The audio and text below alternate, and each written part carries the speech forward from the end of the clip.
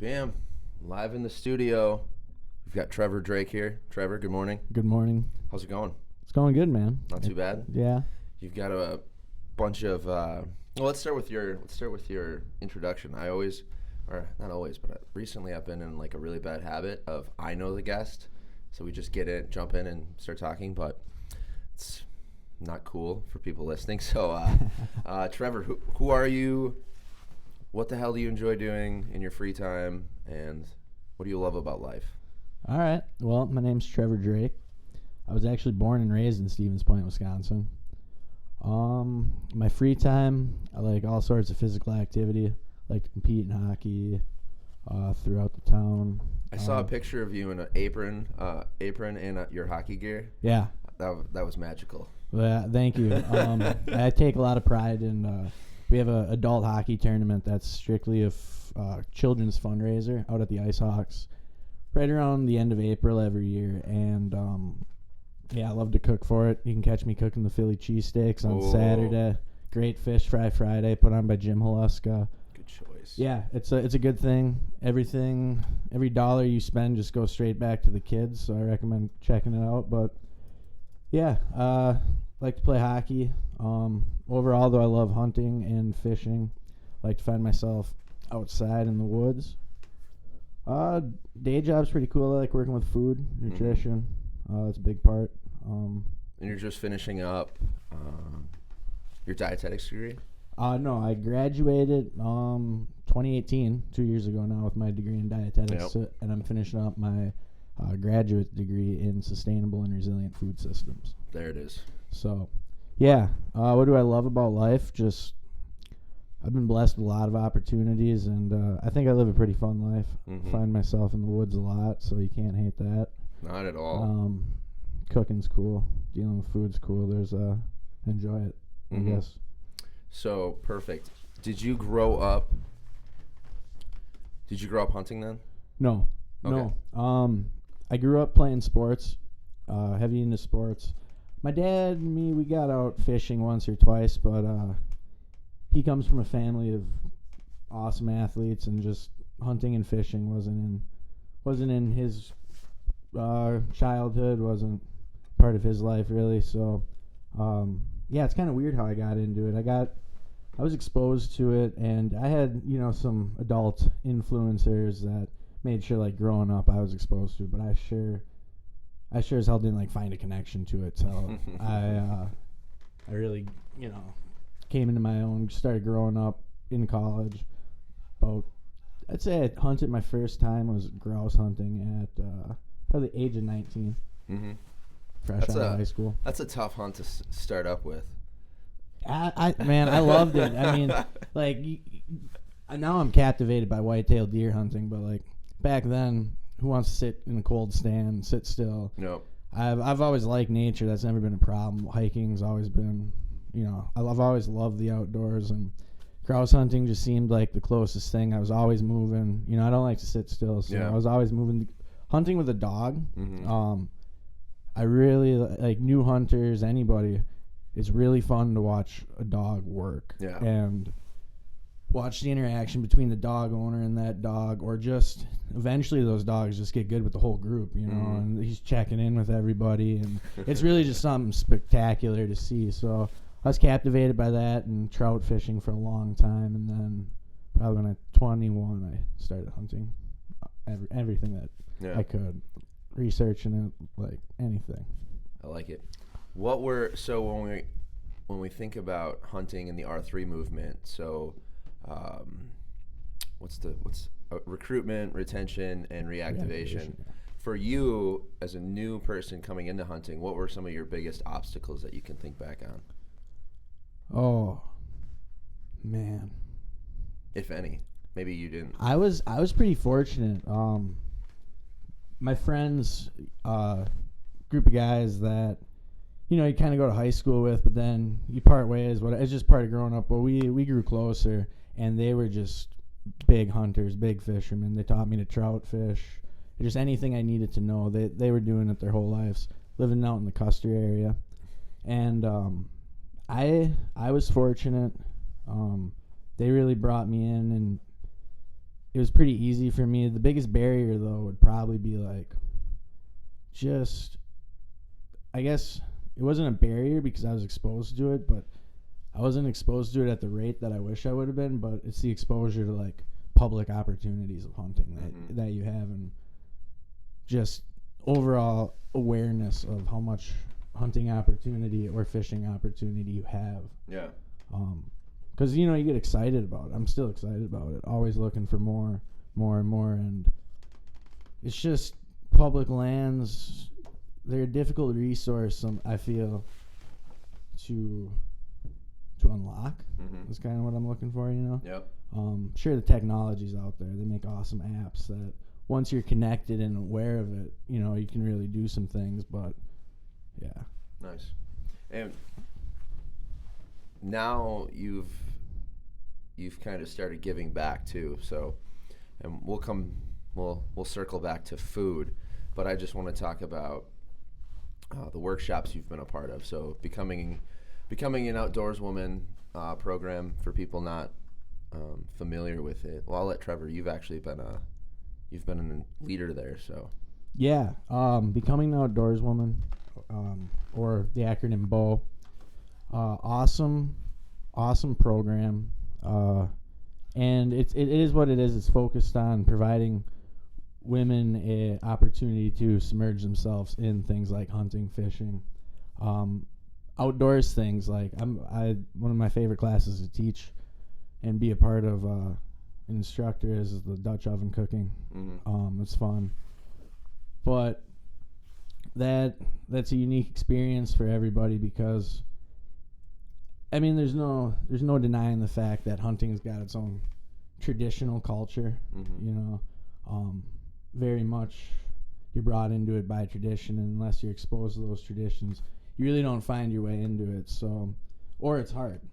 For the barriers they're almost exhausting to go through. How hard it is, So, Peggy Farrell, the director in the Stevens Point area, is awesome. She's awesome, very good turkey hunter from what I hear. And yeah, I came to her looking for a partnership to do you can think of it as like my thesis project. And then I was just open to an awesome world of people that are just looking to provide and create opportunities for people that are interested, and not just provide these opportunities but make them accessible.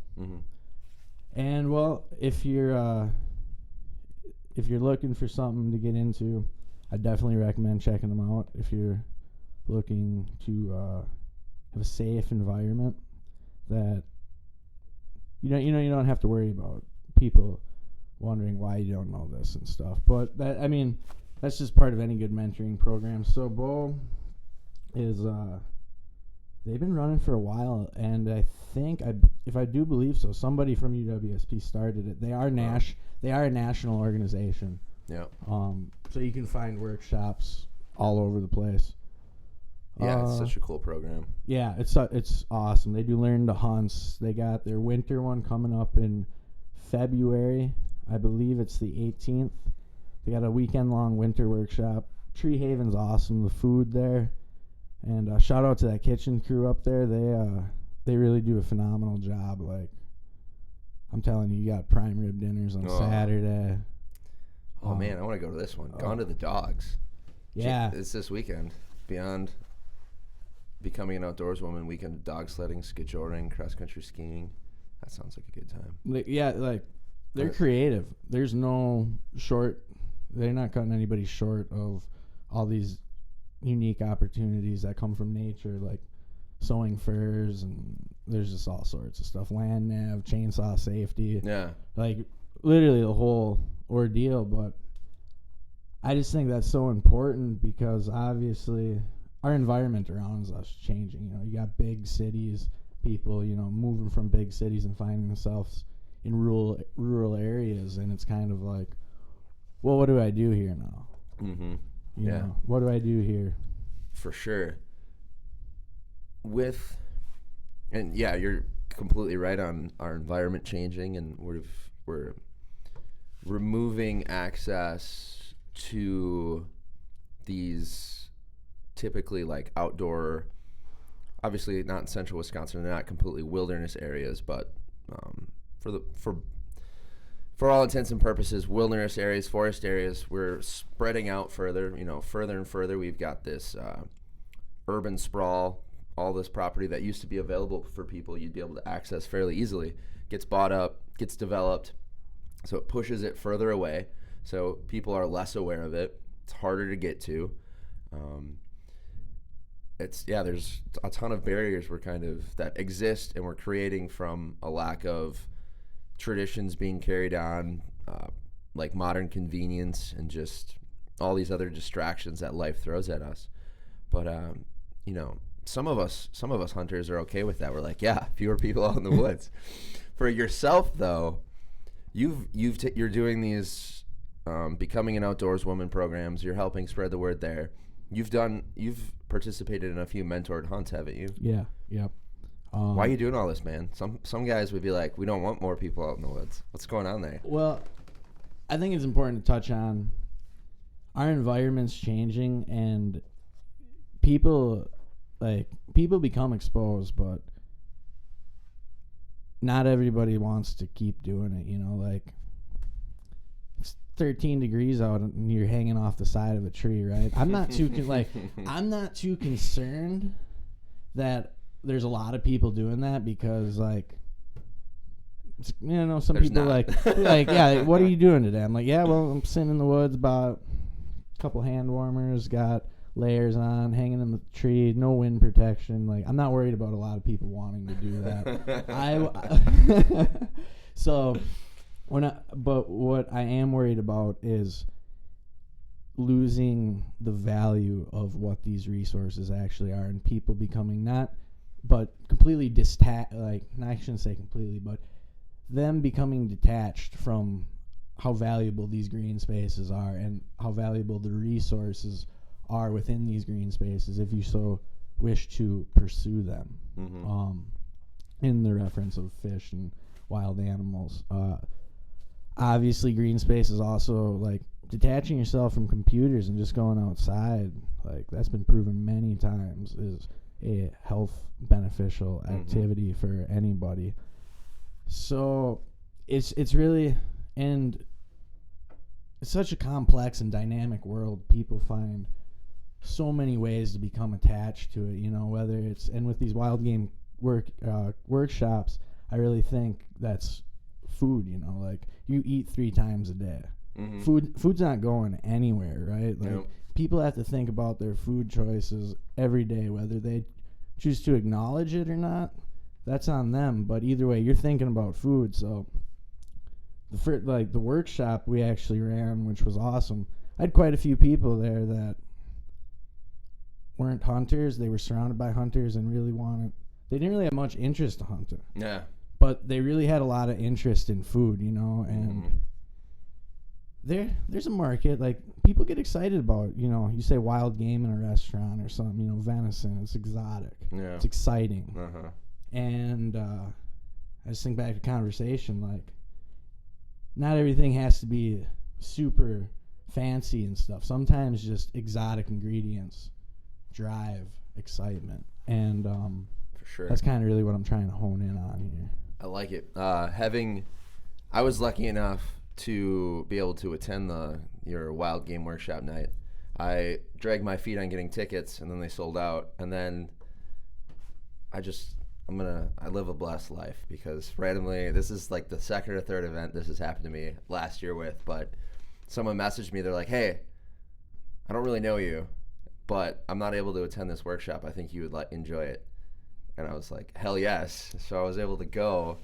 And yeah, like you were talking, I didn't really know what to expect for an audience, but yeah, there were a handful of hunters there, women that had maybe gone out that year for the first time, or go out and they're successful, but they don't know what that next step is. They're like, all right, deer's on the ground, it's gut, we bring it back to the house, we bring it to a processor. Like, that was a common theme, it seemed like, for the hunters that were there. the non-hunters were like, yeah, we get all of this venison and I don't know what to do with it, or I'm scared I'm going to wreck it because, you hear stories about not being able to cook it like traditional food, which is true in a lot of ways. You don't want to cook it like you would, a fattier cut of steak, or cook it like chicken or something like that. But so it was cool to kind of get that feedback from all these people, and you had a great menu selection of different ways to prepare it. I mean, I wanted to clap it up for you on doing on the bone marrow salad, because when I saw that on there, I'm like, man, people are going to be so skeptical of this. And there were a few. Oh, definitely. That was probably the one I saw. Like most people were like, what? But because it's just, and I laugh, and I'm sure you see this too, being because Trevor's also nutrition coach at Fraternal CrossFit here in town, helping people with their eating. But we get Django's drinking water.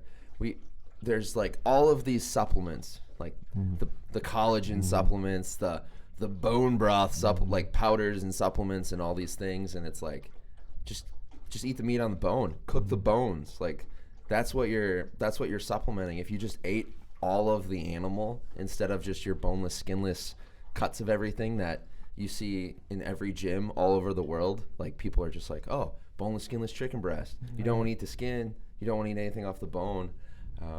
So it was cool to see you kind of like show that to people in your menu. Thank you. Everybody. Yeah, and man, like, I'm gonna pay respect due. Thank you, Bo, for having the network to sell those tickets out very fast. I just want to clear that up. Great, that was awesome. But thank you. The meat eater Steven Ranella, he's got a great way of inspiring. I would say paying respect to these animals, because anybody that's hunted, like, once you get that on the ground, or once you have whether it's a turkey, a bird, once you have your first or whatever, even 100th successful harvest, you want to pay that animal like respect. And yeah, the bone marrow was interesting. I kind of wanted to do something a little outside the box, not so much, hey, let's just make this into stock. And plus, the way the workshop was designed, I really didn't have time for something like that. Because we packed a lot of things into an hour and a half. What was? Can you go through the menu? I can pull it up on my phone. I've got a picture of it. Yeah. You can probably pull it up. But I believe we worked on methods of just roasting or dry roasting in an oven.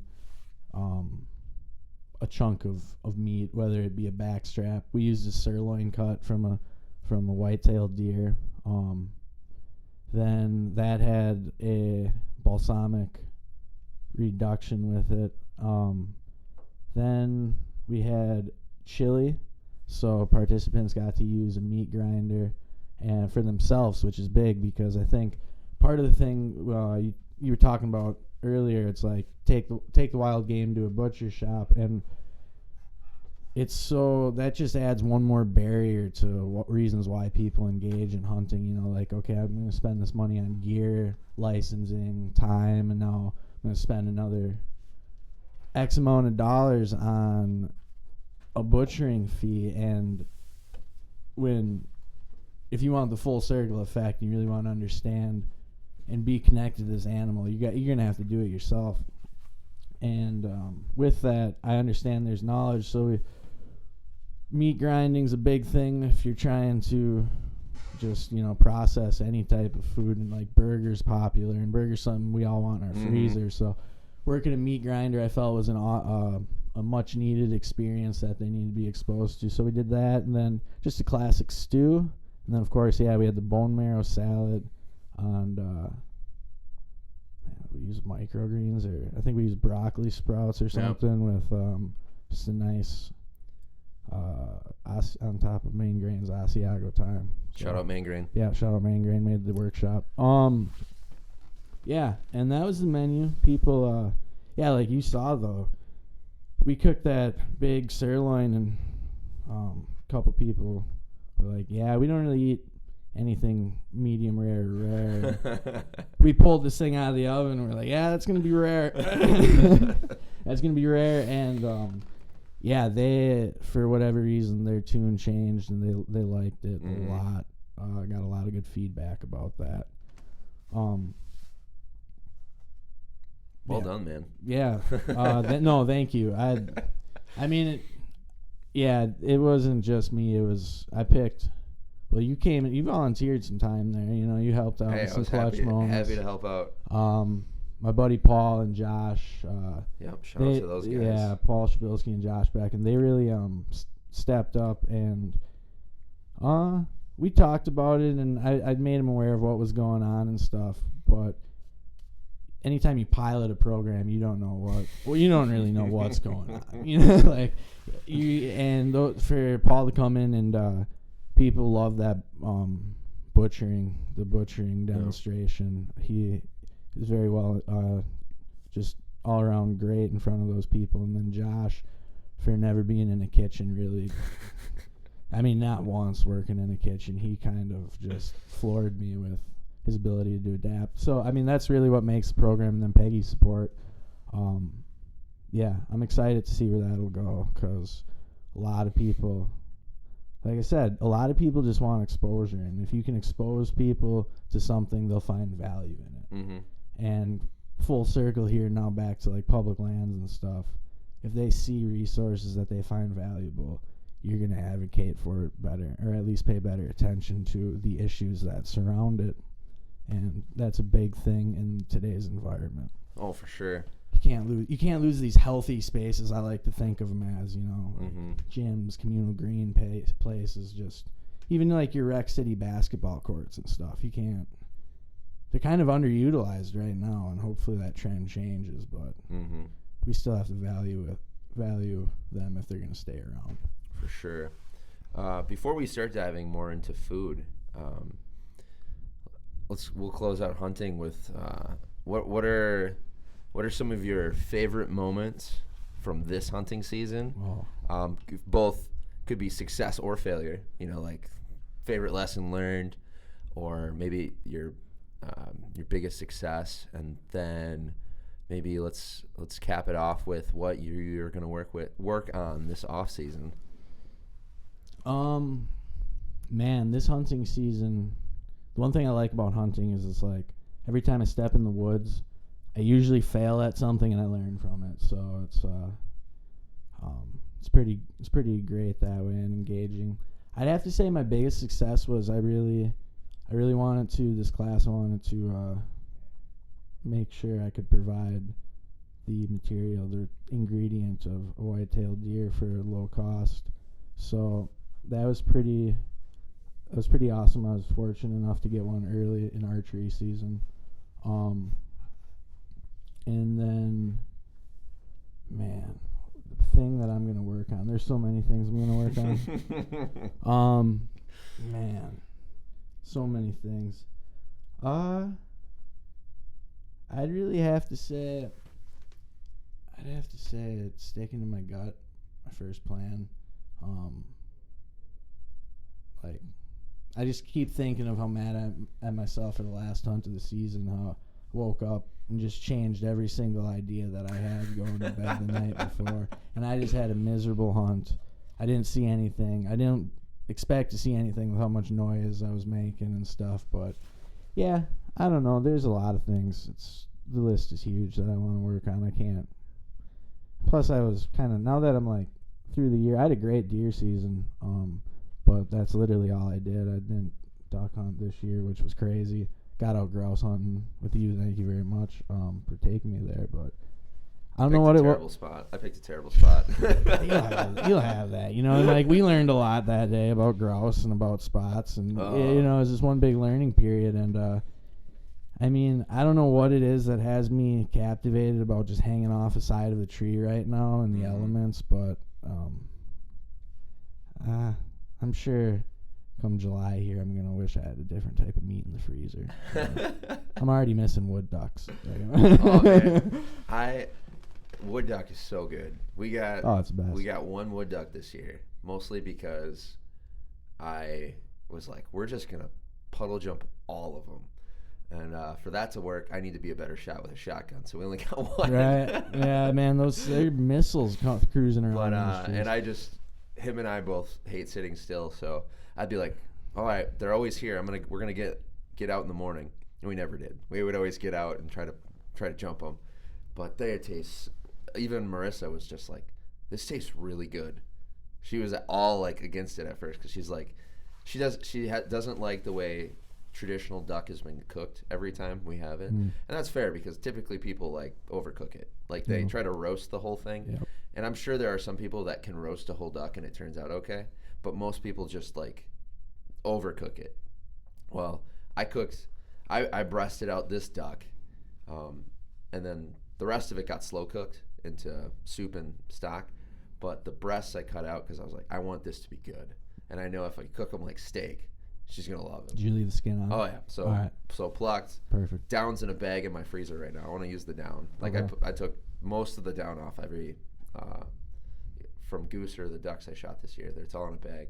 But made it like steak. And when she had it, she's like, this is really good. This tastes like steak. I'm like, well, yeah, they're eating basically what a deer eats. Just acorns, man. Yeah, I just love 'em. fat, delicious duck. So I'm with you, man. Wood duck. I want more of that in my freezer. The one thing I'm focused on hard right now coming into spring here is turkey hunting's fun, but I also love to inland stream fish. And, you know, I like to stay away from store-bought meat for a lot of purposes. But I do find myself buying salmon, and I am determined to put a bunch of steelhead and figure out what is going on in the salmon runs out of the Great Lakes. So I've been driving over to the east side of the state. Nice. Scouting some public land and figuring out what I'm going to have to do here come the run. Yeah. But I like it. It's definitely like going to take a lot of my focus away from work. I hear you. Good, man. Let's touch on food. Sure. So, question I always like to ask a lot of people, especially that are, farming or into food or into the food movement like yourself, is why food? What are some of your like strongest memories around it, or how did you grow up, or what was your 8 Mile moment that it just clicked? Man, my 8 Mile moment that just clicked. Or whatever you think about when you think about food. I just keep reverting back to the fact that, well, one, I love to eat. Who doesn't love just to try? Who doesn't love to sit down and enjoy some of their best or their most liked meals, right? Mm-hmm. No matter what it is. I just go back to the fact that we eat 3 times a day, you have to eat every day. It's something that's always in your life, and I guess I found food and actually developed this love through it because I was working as a pizza guy, and you just came to, I was a non-trad college student, and I just came to the point where it's like, man, I want a better job. It's got to be in food. I don't know what I'm going to do, but I need to go to college, and getting through college, I'm going to have to focus on something I like, like food. I didn't know what a dietitian was. I did not know what the hell I was getting myself into when I signed up for dietetics. I just saw it was food, and I wanted to go to college. Finally matured a little bit, and found the value in education, and started that thinking I was going to, you talked about supplements and stuff. The nutrition world is just, it's saturated with useless bullshit. Mm-hmm. Just saturated at the point where it angers me as I'm talking to you. But young, 21, going to college, loved physical activity, was in gyms. Like, I was like, man, I'm going to learn so many cool things. This is such a complex topic, and, there's so much to know that people are it's gonna be great. So then I get into college and actually start learning about food. I'm like, man, this is way simpler than anything that is out there right now. Like, food is simple. I'm kind of disappointed about that. And then I became connecting to connect it to bigger issues of food. And I think like the ecology of foods class I took. You kind of dive into the food system and start understanding not only like how it's unsustainable right now as far as what we see like how commercial practices are, but you start learning why, like the history, what technologies we developed that kind of shifted humans to start looking for more convenience. Mm-hmm. You know, I mean, and just the daily life change, but like technology also was a huge thing that offered convenient products that we demanded and drove. So I started diving into all these deeper issues, and it came less about counting calories and I mean, calories are a big thing, and I do that over at Fraternal. There's no denying that, but I wasn't like, oh man, this is so complex anymore. It's like, no, you gotta, you can make a bigger impact with food. It's a natural resource, like comes from the earth. We depend on it. We depend on the earth to produce it. Any way you want to slice that cookie, like food grows from the ground, or animals eat things that from the ground. Like, it's connected to us so intimately, and people have just, with convenience, become disconnected from that. And I mean, I'm not gonna act like I'm perfect here too. I'd still rely on convenient things, especially during hunting season. Like. But I don't know. It just food. It was just something that was like I enjoyed doing. Thinking about just jobs. It's like, man, I don't want to get caught up in an office job. But all the jobs I have with food and food service, it's like, yeah, there's office work, which is good, but there's also hands-on work. Yeah. And just kind of grew into who I was, and yeah. What are some other? Going off of what you're talking about with the food and the ecology of food, the history of food. What are some of the other jobs you've had around food? Like, you've worked with the Garden Guru, right? Yeah. I worked with Jason Wentz and the Garden Guru. Big shout out to Hog there. That was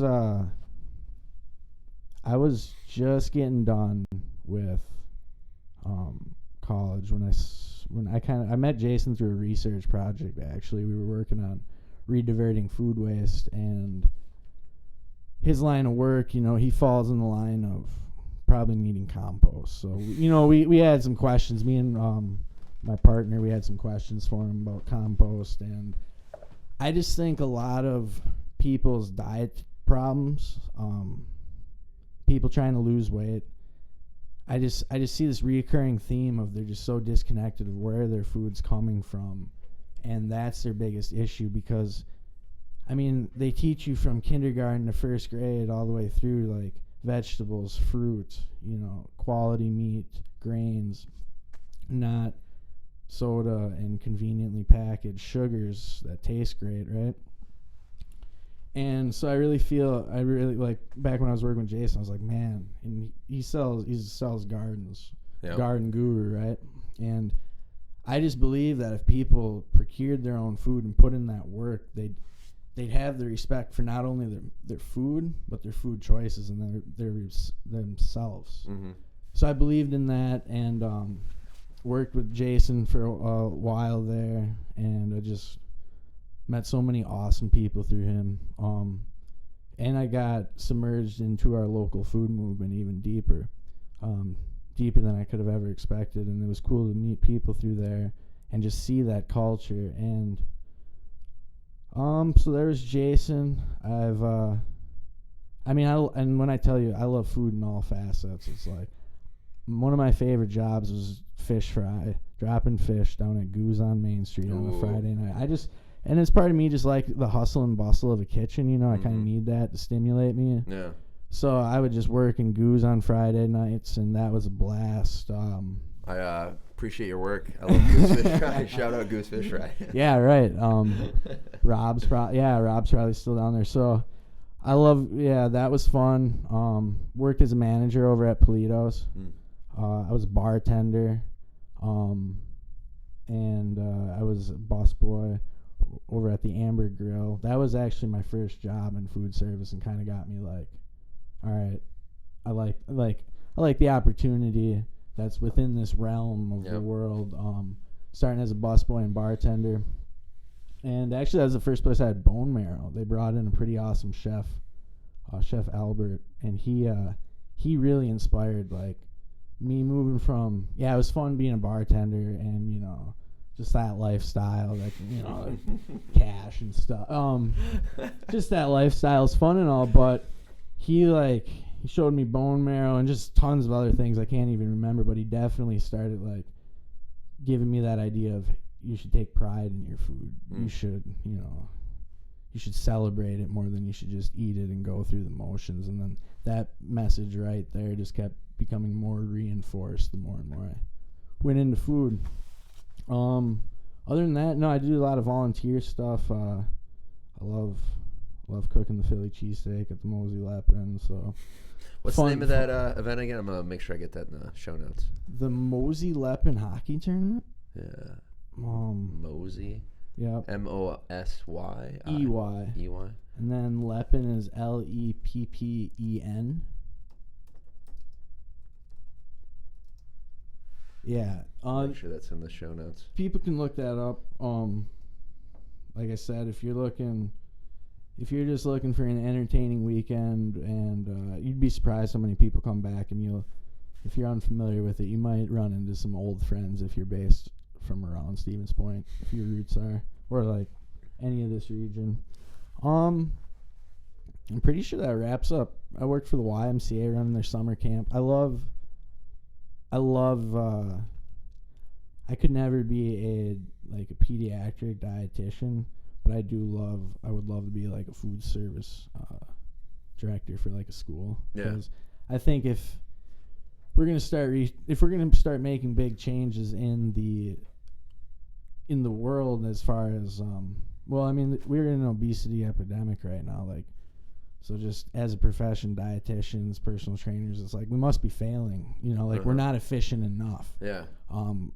So I really think, like, I don't know, it's such a complex thing, and kids got great taste buds, so they're hard to feed, but it's really going to start there by making, these next generations aware of just how connected they actually are to their food, and how every choice you make has a consequence. Like, you decide to go to McDonald's, it's got a big consequence. You decide to eat ice cream, that's got its own set of consequences. You decide to source like peppers and stuff from your local food, or your local food system, that's got consequences. It's complex. That's one thing, is food is amazingly complex. Yes, it is. It's simple and complex. Yeah. Like, the food systems are super complex. Yeah, but what you need is simple. Yeah.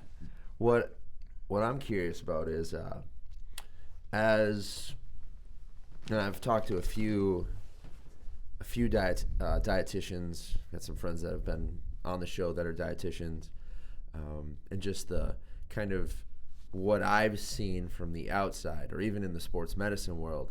But did you get any kind of pushback or criticism for being a hunter in this world of dietetics, as a meat eater, as someone who I'm guessing eats quite a bit of meat, and there's this movement of meatless Mondays, or people are like, well, meat's bad, they're cutting it out of some school systems, for like the school system is removing meat on certain days, and it's like, I doubt that kid is getting quote unquote too much protein from their normal diet, because I see what most kids eat on a daily basis, and it's not protein rich. It's not animal protein rich, for sure.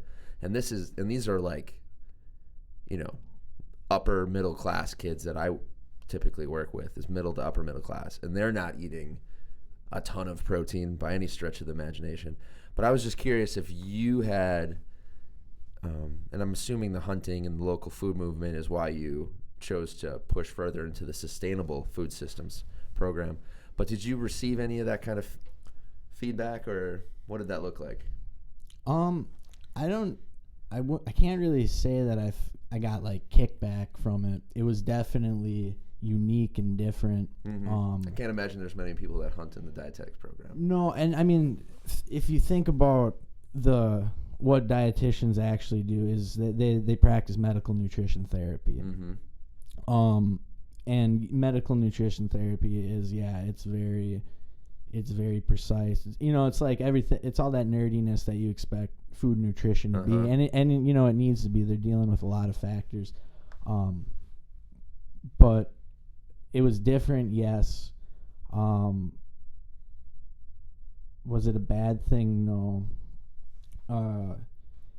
Kickback, I think, and with the whole meatless thing, I think that's something that, like, we see so many, like, when I say the food system saturated with so much bullshit, is within all that bullshit there's some good messaging and some useful tools, but they're just so just misguided, misinterpreted, and it ends up becoming, just adding to the confusion, which is detrimental. With this whole meatless thing, I read this book called Tasty, right? And in it, the author says, if human beings would have never eaten meat, we would have never had the time to invent the internet. And just to like kind of explain that to people, meat is an excellent source of nutrients. And once again, I keep pounding home that food's simple, complex, and it's primitive. Like your body needs nutrients. So meat's a great vehicle for those nutrients, right? This Meatless Monday thing, I think's coming. It gives meat a bad rap, and I don't disagree with this Meatless Monday because of its sustainability input. I mean, not input, impact. These mass meat operations, cows, pigs, chickens, they're pretty detrimental to the environment that surrounds us. Like anybody who's lived in this area, and I know it wasn't just meat farms, but the Little Plover River one time was like gorgeous, right? You start putting all these big farms in there, like whatever they are, and the river disappears, right? So you can't tell me that it doesn't impact our environment. Yeah. So with this Meatless Monday, the Academy of Dietetics has done things that have gained a lot of controversy, like partnered with Kraft. You could find the Academy's logo on the back of Kraft American cheese singlets, right? Which is interesting.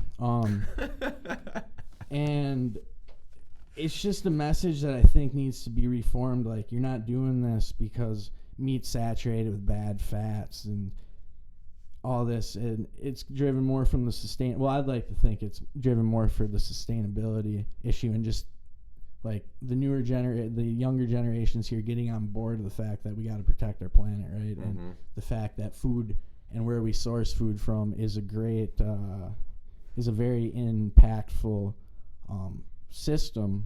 So I'd like to think that, but yeah, back to the kickback and stuff. No, I didn't really receive any because I think we just have different focuses.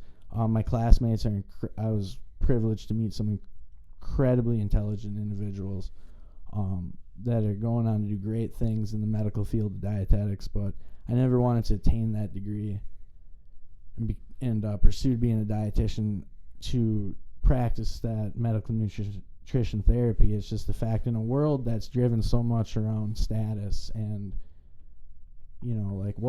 almost what credentials do you have to be talking about these topics? I just saw the dietitian is like, you know a little bit about food, and you can serve as an ambassador to issues that surround food. I love it. The same reason I got into athletic training and sports medicine was like, I can keep doing what I'm doing, and I love coaching, and that's what I want to do, long term.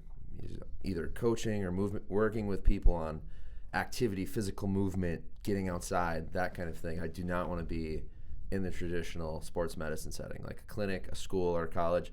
Like, the thought of that, I'm gonna go run out in traffic. That's just not for me. And no, I completely understand what you're talking about with why you chose dietetics, and that's a great transition into the world of fitness and health and wellness, my man. What kind of, so with your extensive level of education and knowledge and experience and passion with what you're doing, why would you choose to jump into the BS that is like nutrition in the health and wellness world?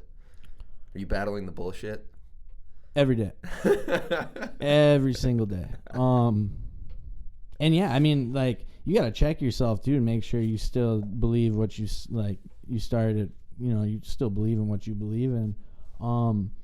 Sports have always been a big part of my life, just athletics. And so I think with that, I just have a natural pull to that field. And on top of James calling me up one day and offering me an awesome opportunity that I'm grateful for, I kind of was like, yeah, I want to deliver this message to people in this that are, that focus on this, that this is like what they're interested in.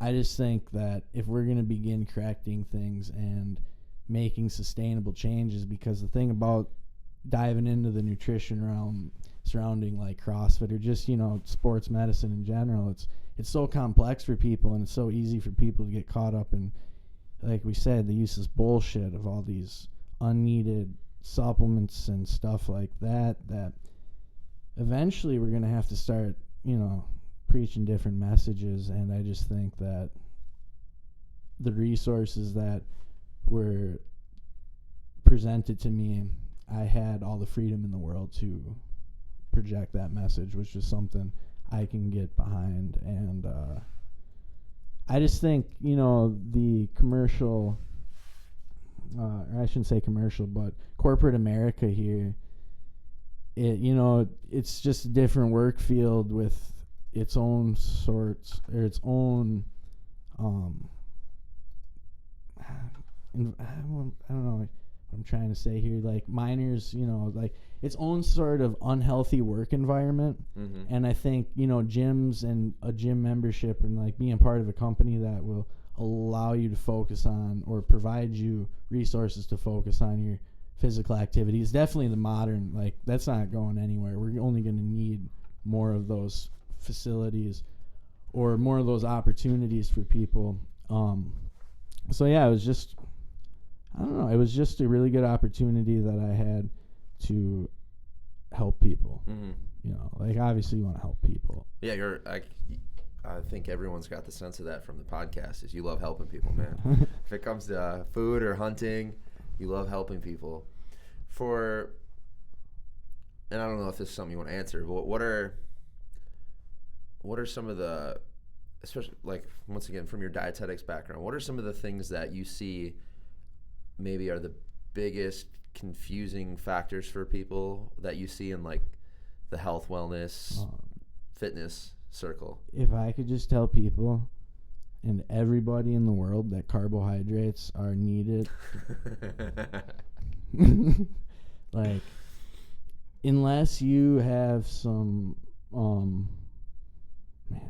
so thinking back, like unless you have some sort of chronic illness, mm-hmm.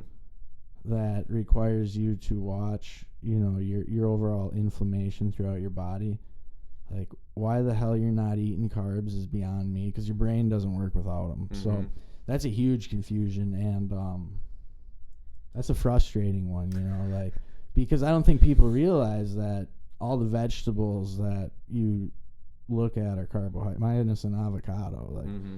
Those are carbohydrates, right? Like there's just so much food that you need to eat, and some of some vitamins that are essential to life seriously just come from carbs, mm-hmm. Or food that contain carbs, and that's a dumb one, but it's a big one, especially now. Yeah, that's the current. That's a big one. That's the current world we're in, is especially you and I. We operate in the space of sports performance, high intensity training. People are addicted to high intensity training. They're mm-hmm. addicted to that cortisol response, and then they're like, "Well, I'm not going to eat anything." they think they can perform like a quote unquote athlete without fueling like an athlete would. Eating proper foods, eating enough food. I'm sure you see this, but like female athletes especially, at every level I've worked at, the collegiate setting, high school, adult, they don't eat enough. They're training their ass off, especially some of the moms I work with. They train their ass off. They've got kids. They've got a full-time job. And then at the end of the day, they'll be like, I ate 1,400 calories. That was a lot. Like, what? And then there's no carbohydrates. Or at the end of some days, it's like, well, I don't want to get too bulky. And I'm just like, A, I go crazy. And then B, I'm like super sad because I'm like, all this work you're doing, it would be amplified 100% if you ate enough. If you just loved your body and you fueled it, and whatever bullshit lies you've been told your entire life about how women are supposed to eat or look, it's sad. I don't know if you see, I'm sure you see that working with people on their eating. Yeah. Oh, definitely. Too much. And I just like to keep asking myself, well, why does this happen, right? Uh-huh. Like, why are these people? Why is there so much of this incident? And it's a tough thing because with the social media and stuff, we're so connected to the environment that surrounds us, right? So I mean, everybody's watching these CrossFitters and stuff, and they're doing crazy things too, trying to, what's going to be that little twitch that gets me the advantage, and a lot of this stuff's experimental. Like, none of it's proven. Mm-hmm. And that's the biggest thing I wish more people knew about all the stuff they hear in the media about nutrition. Is like, none of it's really proven to work. This is just a hunch, or like, this happened one thing in this one test, and it's not even really what it means, but it looks like this. So we're gonna repackage this to be this, and kind of like what the keto diet ended up becoming, right? Mm-hmm. And man, I got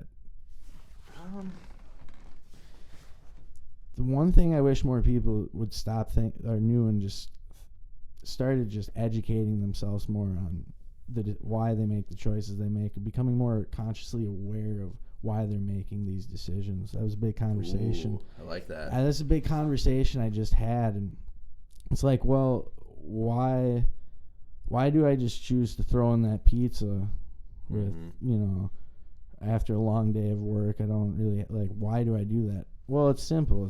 It's what's easily provided to you, and back to how primitive things are. Your hunger is an extremely primitive urge. It's like, I'm hungry. What's going to be fastest? What's going to be, easiest? What's going to give me the most calories? Your body's telling you that, and you're not acknowledging the fact this is what your body needs. It needs this food.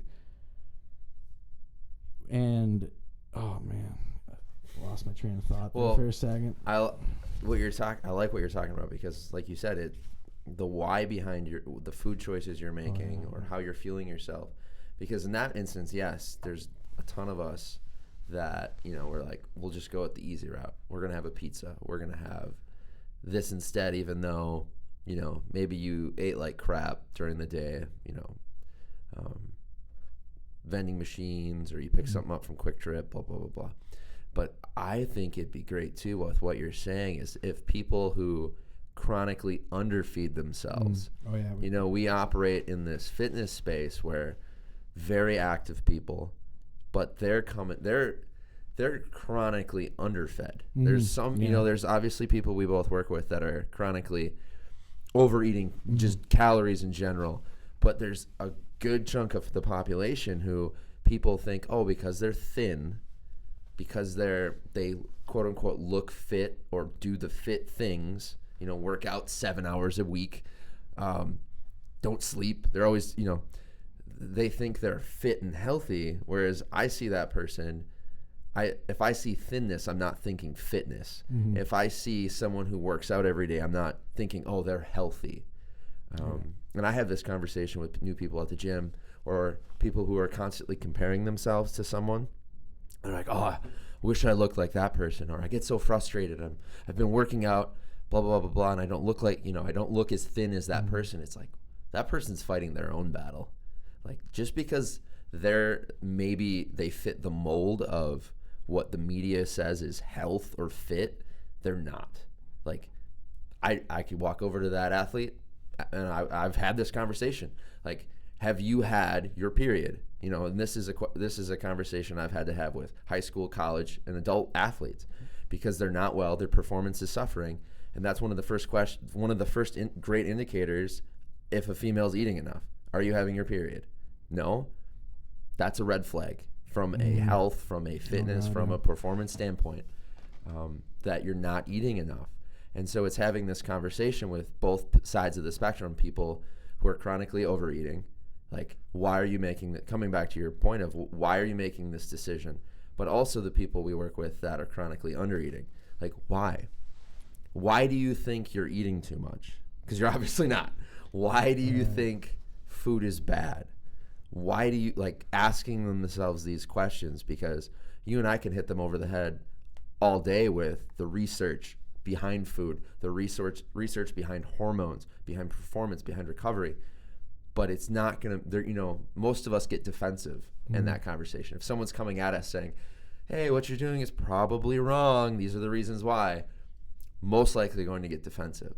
But I think if we can ask ourselves, like you're saying, the why, we can actually start to affect change. So I love that last point. You nailed it. Thanks. I lost my train of thought there. So I'm glad I nailed it. But no, now that I'm back. But yeah, we're kicking off a challenge down in Fraternal, so I'm dealing with a lot of I'm overeating type of spectrum right now. Yep. And some of the big it's the holidays, bro. Right, Gains miss. Right, gains miss, like cookies, and God, it was all great. I'm bummed it's gone for another year, right? Yep. But on that other spectrum of undereating and stuff, honestly, I'll give it to them. They know more about the up-to-date fads of food nutrients, timing of food, weighing food, certain amount, when you should be eating what. They're more way up to date on all that.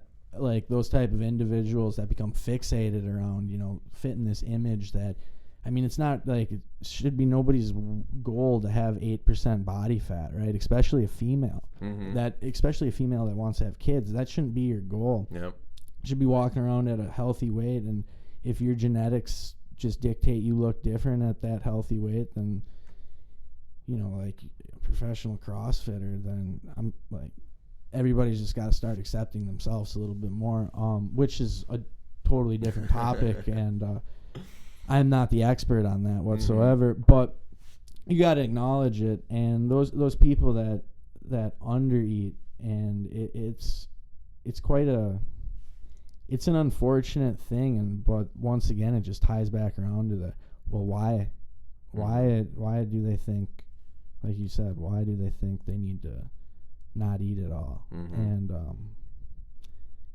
And if they actually knew the science behind what happens when you work out and don't eat, you'd find out that you're not even making progress to what you want to look like. Yep. Yep. You're not even. Agreed. I don't want to go into the science of it, but you're not doing what you think you're doing. Like working out while you're fasting, it's not building the body image. Yep. That you want to be. Yeah, you're striving for. Yeah, for sure. Well, before we get off on a side tangent and another podcast on that, let's close it out with, because we're already at an hour. Let's close it out with, because obviously you're a man of many things, and we've covered hunting, food, a little bit on public lands, but let's finish out with fitness, why that's important to you as a hunter, as someone who's in the food world, as a athlete competitor. I know you've talked about how hunting now is kind of like that competitive thing for you, which is awesome. Like people who have that competitor's mindset definitely need that outlet in life. So where does fitness kind of play into this for you? Man, well, life is just like fitness.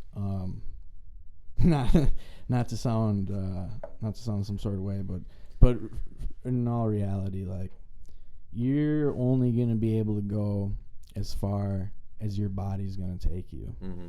If you're going to be out hunting and you're not in shape, and I mean, I don't mean to steal this from, it's just what it is, from any, famous people like Cameron Haynes or anybody like that. But it's our reality. Like, you got to be in shape. You got to be ready to go. Just for anything, even if you have kids and stuff, right? Like, you want to be able to engage with them, and who really likes having their kids go out and do things. I mean, I don't have any kids. This is just all from what I hear from clients and stuff. But everybody's trying to get fit because, they want to keep up with at least the people I'm talking right now. They're doing it focused on kids, but it's just such a huge aspect of life. You're not going to be a good hunter and without being fit. And if you think you are, me and you just have two different views of hunting, but overall, it's just an underprescribed medicine too. If people just got back to understanding how good exercise felt,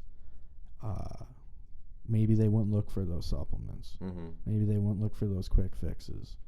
And that's the biggest struggle with fitness. I recognize it's like, yeah, this really doesn't give you like the most satisfying instant results, right? Like, even if you're trying to get in shape, it takes time to get up to where you think, all right, I'm in shape.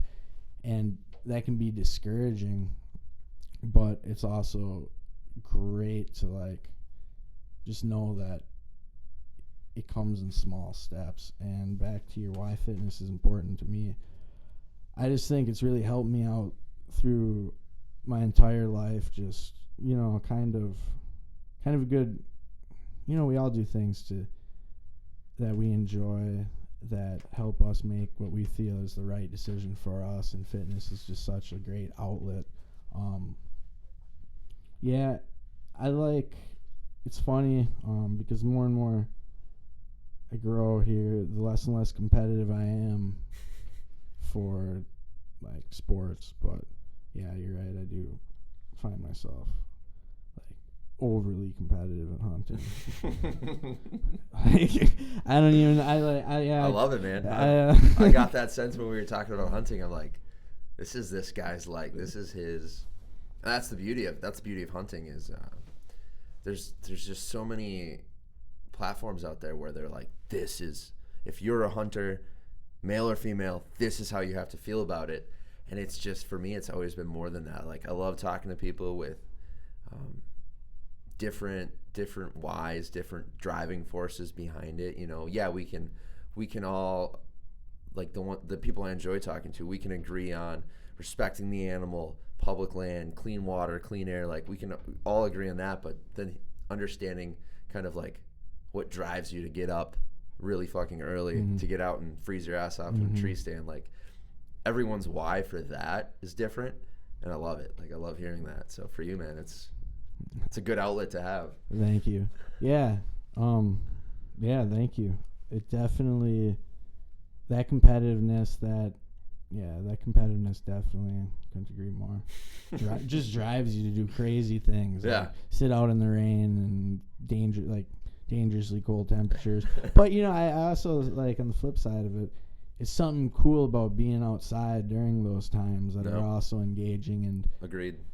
One thing about just hunting is the fact that, obviously there's a big prize at the end of hunting when you're successful, but the one thing we didn't really talk about is just the fact that being out there, and we can pull up research, but I don't feel we have to, because everybody should be able to agree that just being outside and just being in nature provides a healthy feeling, whether it's a healthy restart or, it's just good for you, like it's as good as meditating or doing yoga. Yep.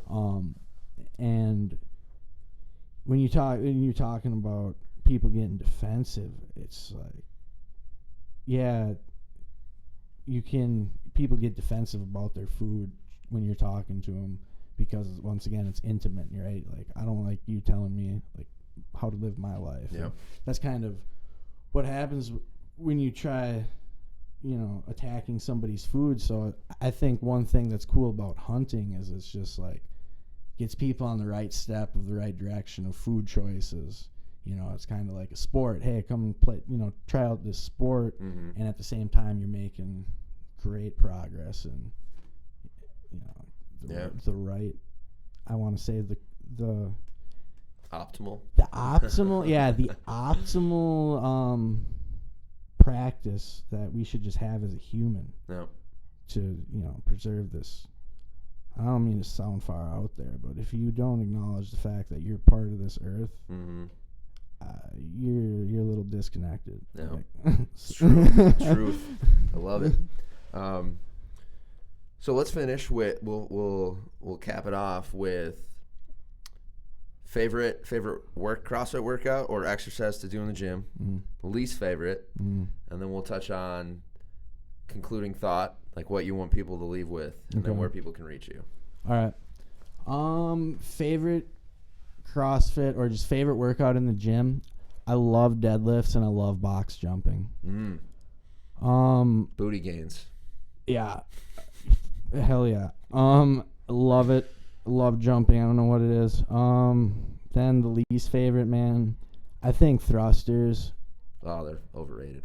Are like, God, they're miserable. I hate them. Mm-hmm. James, I hate them. Becca, I hate them. A thruster is a full body. For people that don't know, it's like you squat, you throw something over your head, you catch it again. It's just, it doesn't leave your hand, but yeah, it's just full body. It's terrible. Now that I got that, I've been waiting to say that for a while. Got that off your chest. What was the last question? And then concluding thought, what you want people to leave with. Oh, for sure. Concluding thoughts. Or something we didn't get to touch on. Yeah. No, we got to touch on everything that I was prepared to touch on, and I feel like I'm really qualified to touch on. I just think for those people that are hesitant to try something, like, just know that within this community at least, and it's starting to be a trend, like, don't be afraid to get out there and involve yourself or make a active attempt to become involved in something that you want to do. You don't want to regret not pursuing something of your interest. Mm-hmm. You don't want to do that, and that's why I think it's important to give back. Is everybody comes from different walks of life, and eventually they just need help getting involved into something that they're super interested in, that's going to make them, their ideal better person. Yeah, I think we touched on everything I needed to touch on. My thoughts can be kind of scattered and unfinished. That's just how I think, think big. I get way too ahead of myself. Other than that, Bo's got a lot of excellent things coming up for those hunters that are, or those soon-to-be hunters that are contemplating on becoming hunters. Mm-hmm. Coming at a lull time of the hunting season, so that's a bummer. Other than that, I can be reached down always Fraternal CrossFit. Fraternal Nutrition at Gmail can be a great way to get a hold of me. Otherwise, you can find me at the university in the CPS Cafe. Shout out to the cafe. That was also the perfect environment / resource / facility to run that wild game cooking workshop. So big shout out to them. They're open to the public. Mm-hmm. And be reached there. Otherwise, you can hit me up on Instagram or Facebook. I mentor hunters. If you're looking for a nutrition coach, always willing to help. And yeah, if you just want to sit down and go to dinner or hunt. There you go. Anybody wants to hunt or help me out, catch some steelheads. Perfect. I'd appreciate that. Hell yeah. Well, thanks for coming on, Trevor. Well, thanks for having me.